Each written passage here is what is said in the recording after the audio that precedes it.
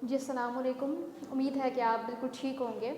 बेटा आज जो है वो हम लोगों ने जिस पॉइंट के ऊपर बात करनी है वो हम लोग जिस टॉपिक को हम लोगों ने स्टार्ट किया हुआ था उसका हमारा जो है वो स्ट्रक्चर रह गया था। Basically that is mitochondria and mitochondria का जो स्ट्रक्चर है आज उसके ऊपर डिस्कशन हम लोगों ने करनी है कि माइटोकॉन्ड्रिया के स्ट्रक्चर के अंदर कौन कौन सी जो है वो चीज़ें प्रेजेंट होती हैं और कौन कौन से वहाँ पे लाइक हम बात करते हैं डीएनए की, आरएनए की। तो आज हम सब आज जो है वो हमने तमाम पॉइंट्स को लेकर के बात करनी है। सबसे पहले हम देख लेते हैं जी माइटोकॉन्ड्रिया का जो स्ट्रक्चर है अंडर इलेक्ट्रॉन माइक्रोस्कोप जब देखा गया था तो इलेक्ट्रॉन माइक्रोस्कोप के थ्रू इसके अंदर जो थे वो वेजिकल्स नजर आए थे। वेजिकल्स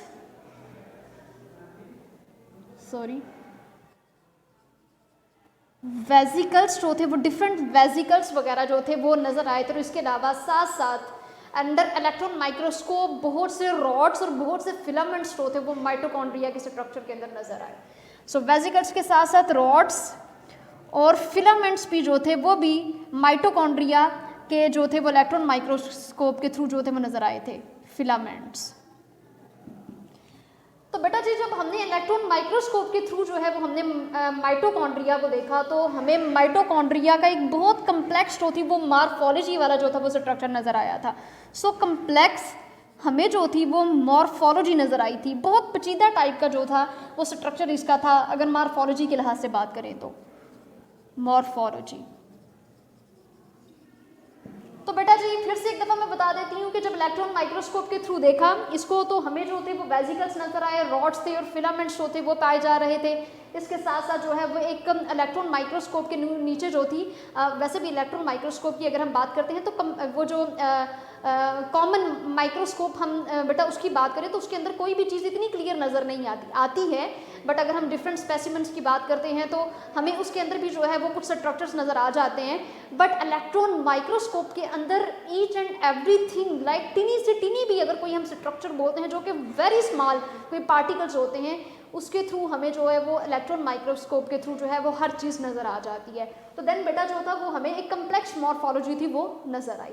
उसके बाद बेटा हम इसके जो है वो साइज़ की बात कर लेते हैं तो बेसिकली इसकी जो लेंथ होती है वो फ्रॉम 1 to 10 अम्यू मीटर होती है।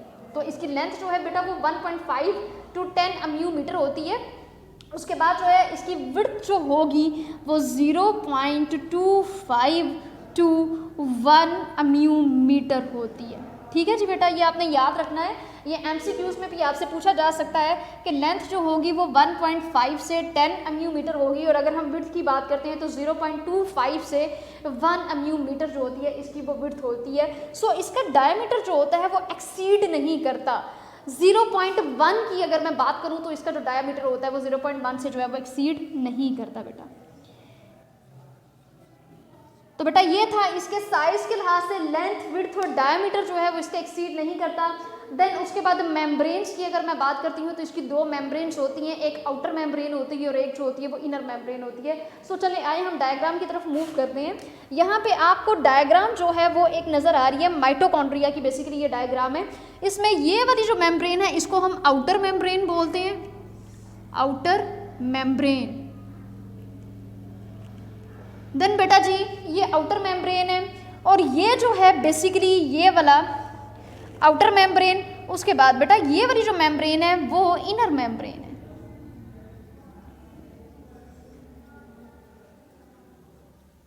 This is the inner membrane. Then यहाँ पे आपको जो है वो नज़र आ रहा है ये वाले स्मॉल नोब लाइक जो स्ट्रक्चर्स हैं उनको जो है वो F1 पार्टिकल्स बोलते हैं। ठीक है बेटा जी, ये जी हो गया हमारा आउटर मेम्ब्रेन। दो मेम्ब्रेन्स होती हैं बेसिकली, एक होती है आउटर मेम्ब्रेन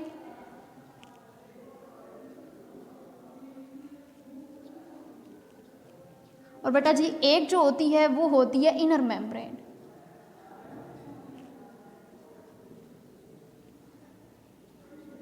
बेटा जी देखें आउटर मेम्ब्रेन जो होती है वो स्मूथ होती है, आउटर मेम्ब्रेन ये स्मूथ।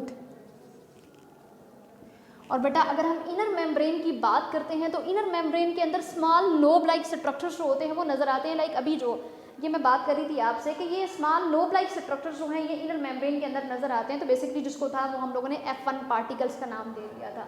इनर मेम्ब्रेन के अंदर स्मॉल लोब लाइक स्ट्रक्चर्स हैं स्मॉल नोब लाइक स्ट्रक्चर्स होते हैं, स्मॉल नोब लाइक स्ट्रक्चर्स जिनको हम F1 पार्टिकल्स बोलते हैं। और बेटा अगर मैं इनर मेम्ब्रेन की बात करूं तो इनर मेम्ब्रेन अपने अंदर बहुत सी इनफोल्डिंग्स होती है वो बनाती है, ठीक है। तो यहाँ पे एक ये भी पॉइंट है कि inner membrane forms many infoldings.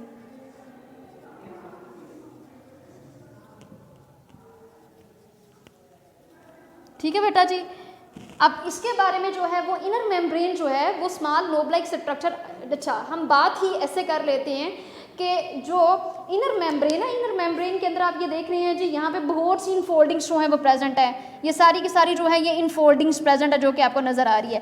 अब इनर मेम्ब्रेन के अंदर बेशुमार जो है वो फोल्डिंग्स नज़र आती हैं, और इनर मेम्ब्रेन जब अपने अंदर फोल्डिंग्स बना लेता है देन उसके अंदर स्मॉल नोब लाइक स्ट्रक्चर बनना शुरू हो जाता है, और उस वाले नोब लाइक स्ट्रक्चर को हम बेसिकली जो है वो F1 पार्टिकल्स बोलते हैं। देन उसके बाद बेटा जी अगर हम बात करें क्रिस्टी की, तो आपको ये क्रिस्टी वाला जो है वो एक स्ट्रक्चर यहाँ पे नज़र आ रहा है। तो यहाँ पे अगर मैं इस पॉइंट की बात करूँ तो इनर मेम्ब्रेन जो होती है वो इनर मेम्ब्रेन के अंदर आप ये क्रिस्टी वाला जो है वो पोर्शन देख रहे हैं।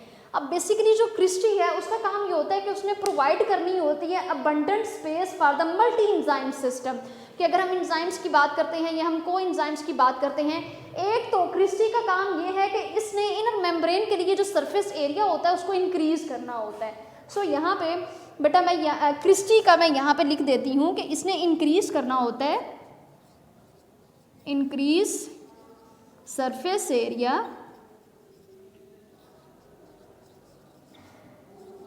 For inner membrane.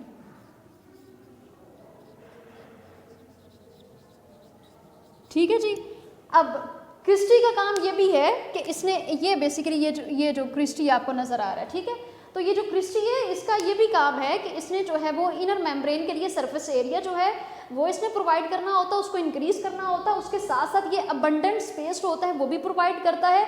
लाइक अगर हम वेरियस अगर हम बेटा मल्टी एंजाइम सिस्टम की बात करते हैं तो मल्टी एंजाइम सिस्टम में आपको एंजाइम्स नज़र आ रहे हैं, को एंजाइम्स नज़र आ रहे हैं, तो इन्होंने क्रिस्टी ने जो है इसका काम ये भी है कि इसने इन मल्टी एंजाइम सिस्टम के लिए जो है इसने स्पेस प्रोवाइड करनी होती है कि चले आए जी आके अपना काम कर लें, को फैक्टर तुम भी आओ आकर के तुम भी अपना काम कर लो, और डिफरेंट जो एंजाइम्स हैं जी आपके लिए मैंने जो है वो स्पेस अबंडेंट स्पेस जो है वो क्रिएट कर दी है यहाँ पे माइटोकॉन्ड्रिया के अंदर। तो आए आप लोग अपना काम करें, और जो भी आप लोगों ने डाइजेशन का, फूड स्टोरेज का, उसको कन्वर्ट करने का काम करना है आकर के आप अपना काम कर लें।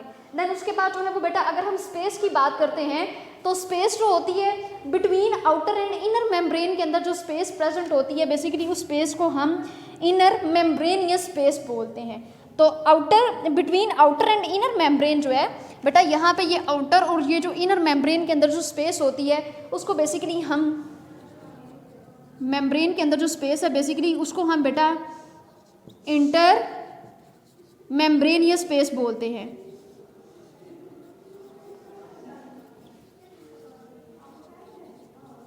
ठीक है बेटा जी, ये पॉइंट है एक कि आउटर और इनर मेम्ब्रेन के अंदर जो स्पेस होती है वो उस स्पेस को हम बेसिकली जो है वो इनर मेम्ब्रेनियस स्पेस बोलते हैं। देन लास्ट पे जो है वो एक मैट्रिक्स जो है, अगर हम बात करें इसके स्ट्रक्चर के अंदर जो है वो मैट्रिक्स प्रेजेंट होता है, ये आप जो है ये मैट्रिक्स देख रहे हैं।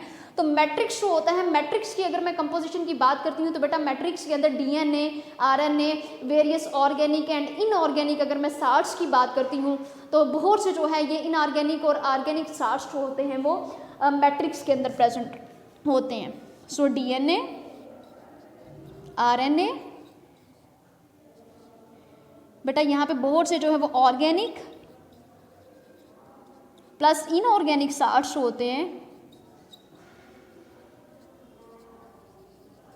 वो प्रेजेंट होते हैं। ठीक है जी। अब मैट्रिक्स के बारे में आपने ये चीज़ याद रखनी है कि मैट्रिक्स के अंदर बहुत से जो है वो डीएनए, आरएनए, ऑर्गेनिक और इनऑर्गेनिक सार्ट्स होते हैं यहाँ पे मैट्रिक्स के अंदर जो है वो बेटा जी प्रेजेंट होते हैं। देन उसके बाद जो है बेटा हम लोग बात कर रहे थे F1 पार्टिकल्स की। तो F1 पार्टिकल्स के बारे में यहाँ पे एक पॉइंट मैं बताना चाहूँगी। यहाँ पे चले हम स्ट्रक्चर की बात कर लेते हैं। ये जो स्ट्रक्चर आपको नजर आ रहा है, यहाँ पे इसमें आउटर मेम्ब्रेन, इनर मेम्ब्रेन भी आपको नजर आ रही है। यहाँ पे आपको जो है वो बेटा F1 पार्टिकल्स नजर आ रही हैं, क्रिस्टी आपको नजर आ रही है, और देन यहाँ पे बेटा उसी वाले स्ट्रक्चर को थोड़ा खोल करके जो है वो बताया गया। ठीक है, तो हम अगर इसी की बात कर लेते हैं,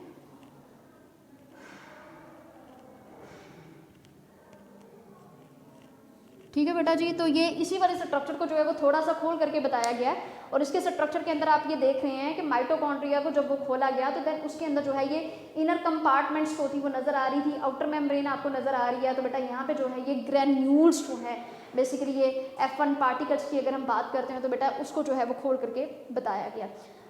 चले जी, अब जो है वो हम F1 पार्टिकल्स की बात कर लेते हैं। बेसिकली जो थे वो F1 पार्टिकल्स जो थे, इनके F1 पार्टिकल्स के जो अंदर होते हैं, मैं यहाँ पे थोड़ा सा रिमूव कर देती हूँ ताकि ये पॉइंट भी आपको समझा सकूँ।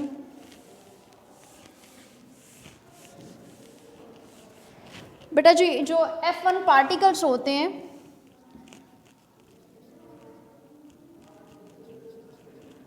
उनके अंदर हेड की बात करूं, हेड, स्टाक, तो बेटा उसके अंदर जो है वो हेड भी प्रेजेंट होता है और उसके अंदर स्टाक भी प्रेजेंट होती है।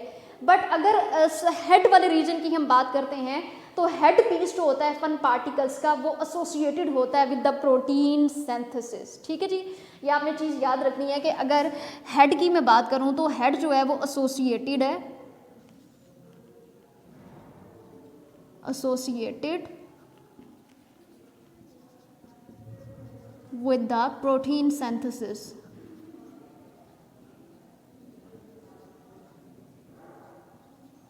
ठीक है जी बेटा। अच्छा जी, ये थे इसकी डिफरेंट जो हम लोगों ने इसके अंदर जो थी वो कंपोजिशन हमने देखी, कौन कौन सी चीज़ें जो हैं वो प्रेजेंट होती हैं, उनका क्या काम होता है, हेड का जो है वो बेसिकली क्या काम है। देन उसके अंदर F1 पार्टिकल्स के अंदर हेड भी प्रेजेंट होता है, स्टाक भी प्रेजेंट होता है। अब बेसिकली जो है वो हेड अपना रोल प्ले करता है। हेड का काम ये होता है कि उसने जो है वो प्रोटीन की सिंथेसिस करनी होती है। देन बेटा it's all about the structure of mitochondria. Then एक दफ़ा मैं फिर से रिपीट कर देती हूँ, मैं एक दफ़ा फिर से जो है इस टॉपिक का ओवरव्यू दे देती हूँ, सीधा सीधा जो बातें हम लोगों ने इसके अंदर डिस्कस की हैं। तो उन बातों के अंदर बेटा जो थी वो ये था कि अंडर इलेक्ट्रॉन माइक्रोस्कोप जब हम लोगों ने देखा तो इसके अंदर वेरियस जो थे वो वेजिकल्स नज़र आ रहे थे, रॉड्स और फिलामेंट्स जो थे वो हम लोगों ने अंडर इलेक्ट्रॉन माइक्रोस्कोप हमने देखे, और अंडर इलेक्ट्रॉन माइक्रोस्कोप एक कम्प्लेक्स टाइप की मॉर्फोलॉजी नज़र आई थी। देन उसके हम लोगों ने जो है वो बेटा लेंथ और हम लोगों ने विड्थ के ऊपर बात की है, और डायामीटर के अबाउट ये है कि 1.0 से इसका जो डायामीटर होता है वो नेवर टू बी एक्सीड, इसका डायामीटर एक्सीड ही नहीं कर सकता। देन उसके बाद बेटा हम लोग जो मेम्ब्रेन के ऊपर बात कर रहे थे कि बेसिकली इसकी दो मेम्ब्रेन जो होती हैं, एक इसकी होती है आउटर मेम्ब्रेन और दूसरी जो होती है इसकी इनर मेम्ब्रेन होती है। अब जो आउटर मेम्ब्रेन होती है वो बड़ी स्मूथ मेम्ब्रेन होती है, बट इनर मेम्ब्रेन जो होती है इसके अंदर इनर मेम्ब्रेन बहुत सी इनसाइड द बॉडी स्ट्रक्चर बहुत से जो है वो बेटा इन फोल्डिंग्स बनाती है, और बेसिकली उन फोल्डिंग्स को हम जो है वो F1 पार्टिकल्स बोलते हैं। ठीक है जी। अब इसके अंदर क्रिस्टी भी प्रेजेंट होता है। ठीक है, अब बेटा क्रिस्टी के बारे में हम लोगों ने ये पढ़ा कि ये जो है वो अबंडेंट स्पेस होती है वो प्रोवाइड करते हैं फॉर मैनी मल्टी इंजाइम्स की अगर मैं बात करूँ तो इंजाइम्स और कोई इंजाइम को कहते हैं कि आकर के अपना काम कर लें। इसके अलावा ये क्रिस्टी का काम ये होता है कि इसने इनर मेम्ब्रेन जो होती है उसको उसके लिए इसने जो है वो सरफेस एरिया जो होता है वो इंक्रीज़ करना होता है। देन उसके बाद जो है वो बेटा हम लोग बात कर रहे थे कि आउटर इनर मेम्ब्रेन के दरमियान जो है वो बिटवीन जो उनकी स्पेस प्रेजेंट होती है उसको हम इनर मेम्ब्रेनियस स्पेस बोलते हैं। उसके बाद बेटा जो है वो मैट्रिक्स आपको नज़र आ रहा था, मैट्रिक्स के बारे में मैंने आपको ये बताया कि यहाँ पर DNA RNA प्रेजेंट होता है, इसके अंदर बहुत से जो हैं वो ऑर्गेनिक और इनऑर्गेनिक साल्ट्स प्रेजेंट होते हैं। तो डेफिनेटली इसके अंदर जो है अगर वो राइबोसोम्स प्रेजेंट है तो DNA प्रेजेंट है तो इसके अंदर जो है वो प्रोटीन की सिंथेसिस भी होती है। देन F1 लास्ट पे जो है वो F1 पार्टिकल्स के बारे में मैंने बताया कि F1 पार्टिकल्स का ये काम होता है कि उनके अंदर हेड और स्टाक प्रेजेंट होता है। देन हेड जो है बेसिकली उसका काम ये है कि उसने प्रोटीन की जो है वो सिंथेसिस करनी होती है, तो हेड एसोसिएट होता है विद द प्रोटीन सिंथेसिस। सो बेटा it's all about the structure of mitochondria. Hope so कि आपको लेक्चर जो है वो अच्छा लगा होगा, तमाम पॉइंट्स आपके जो हैं वो क्लियर हो गए होंगे। सो बेटा मुझे दें अब इजाज़त, दुआओं में याद रखिएगा। अल्लाह हाफ़िज़। वीडियो पसंद आई तो लाइक करें, अपनी राय कमेंट करें। ऐसे ही मजीद वीडियोस के लिए हमारा चैनल सब्सक्राइब करें और बेल का आइकन दबाएं ताकि आपको हर वीडियो का नोटिफिकेशन मिलता रहे।